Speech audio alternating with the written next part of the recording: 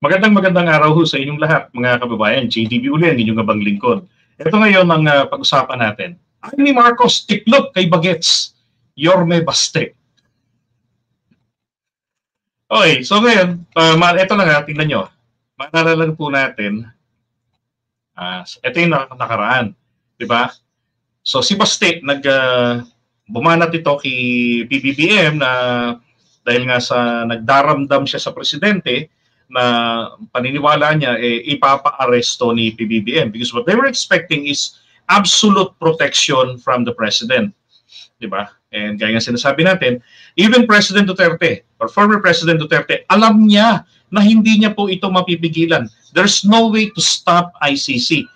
Lalo na noong 2021, nagsalita ang Supreme Court na meron tayong obligasyon base ho kasi sa Article 127 na nung pinirmahan natin itong, hindi pala, ni-ERAP, itong Rome Statute, isa ron sa mga provisions doon na nakalagay, yung Article 127 ay kahit na kumalas na ang isang member state sa ICC, mananatili pa rin po ang kanilang jurisdiction doon sa mga panahon na ang member state ay bahagi ng ICC. Now, in the case of the Philippines from 2011, November, hanggang nito pong March 2019, yun lang po ang jurisdiction nila. Ang mga kasong kanilang pwedeng hawakan lamang, limited lang ito, katulad nung inaakusa kay dating Pangulong Duterte. Yun lang yung mga kaso, like yung crimes against humanity, yung ganyan, dahil nga po sa EJK. Now, nakapagsalita ng hindi kaaya-aya itong si Baste. Ngayon, si Senator Amy Marcos, sa paghahanap niya ng maipapalusot, di ba? Doon sa tanong sa kanya, kung ano po ang naramdaman ninyo nung pinaliguan at hiniluran at ikinula sa mura ang kapatid mo. Kakaloka, pero kinikilig, di ba? Tapos, nung narinig niya yung pangalan ni Baste na pinagre-resign, yun nga, lumapit niya sa akin, di ba? Sabi niya rito, ayan o, nagulat ako nandun ako sa Davao, biglang nagkaroon ng announcement yung tungkol kay Mayor Baste. And nung nakita ko nga si Mayor Baste, nagsusorry nga sa akin. Sabi niya, pasensya ha, sorry.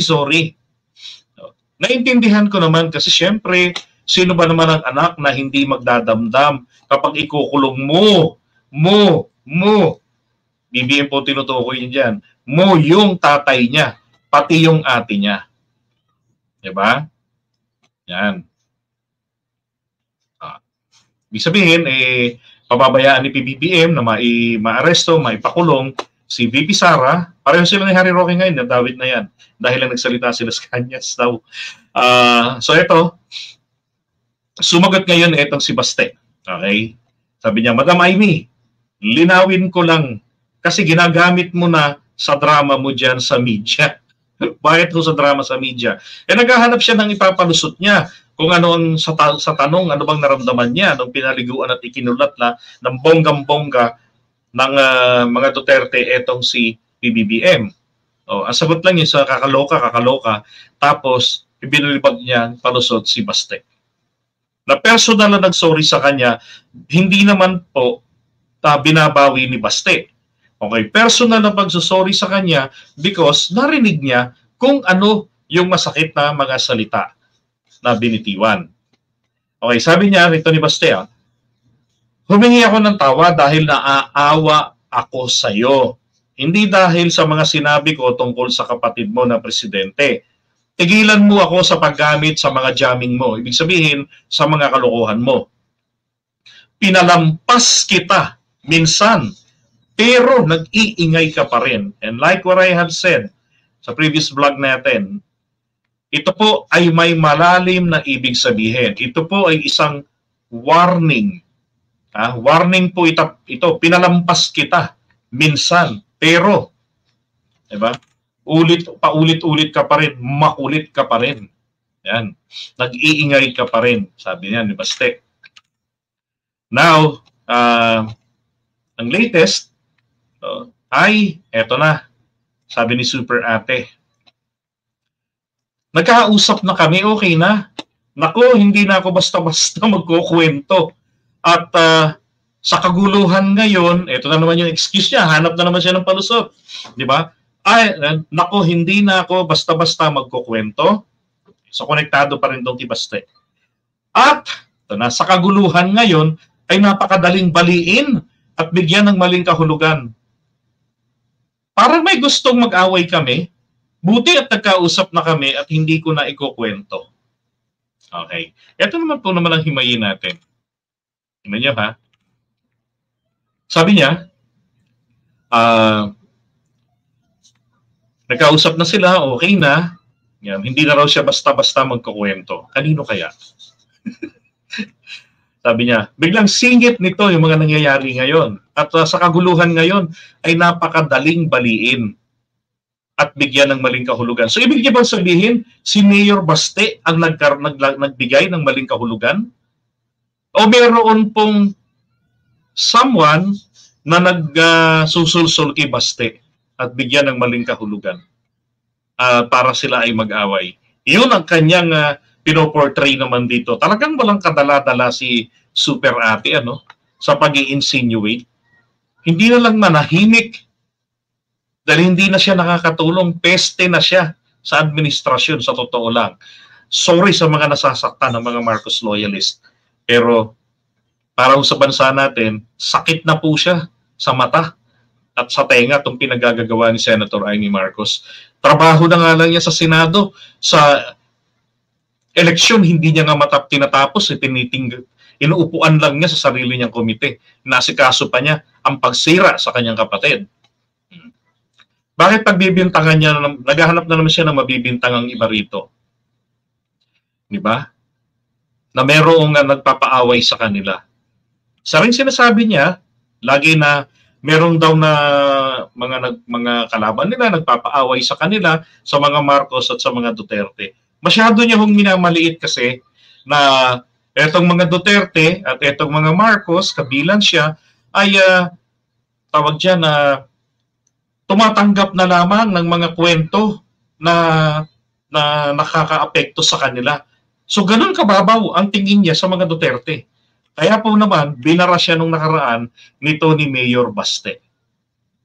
Diba? It is understandable na may mag-rant talaga kung magulang mo, ate mo ay makukulong ng ganon. Diba? It is understandable. So, hindi man natin gustong marinig yun. Hindi man natin gusto yung sinabi para sa ating presidente. Pero, kailangan bukas ang isipan natin, put ourselves into his shoe. Ang talagang hindi lang po katanggap-tanggap dito, ang bastos na pinagsasabi ni dating Pangulong Duterte. Yung pagmumura niya sa mga Pilipino at the time at yung pagmumura niya sa presidente. Dahil sa tindi ng nervyos niya sa ICC. Okay. Ngayon, meron naman ditong paliwanag sa nakaraan, itong kanyang Juwari-Juwari Wap. Si Daryl Yap ang magiging niyang Julalay. Sabi niya, I don't think may gustong palabasin. Ito yung taga-hilot. Minsan taga-gatong. I don't think may gustong palabasin si Senator Amy sa pagkukwento. Chinika, hindi ko kaya yung style ito. I don't think may gustong palabasin si Senator Amy sa pagkukwento. Chinika niya lang talaga kung nakikinig kayo sa daily live. Ibig sabihin ng chinika. Chinismiss niya lang, gano'n. So, kung nakikinig raw kayo sa daily live ni Joey Cruz. Sabi niya, sinabi ko, nagsorry as pasintabi. Tama. Kasi nakapagsalita siya roon ng masasakit na salita sa harap ni Senator Amy. Parang, sorry, you have to hear that. Pero hindi sorry na sabi ko yon. O may pagsisisi, hindi ganon. It was a gentleman's gesture, not a retraction nor change of heart. Hello? Well, ito 100% totoo. I agree with this. Okay? Tingin ko pinag-aaway sila ng ilang media o mga kaibigan nilang di kaibigan ng isa't isa. Ito ngayon ang patunayan ninyo. Di ba? Paano nangyari? Anong connection ng ibang tao rito?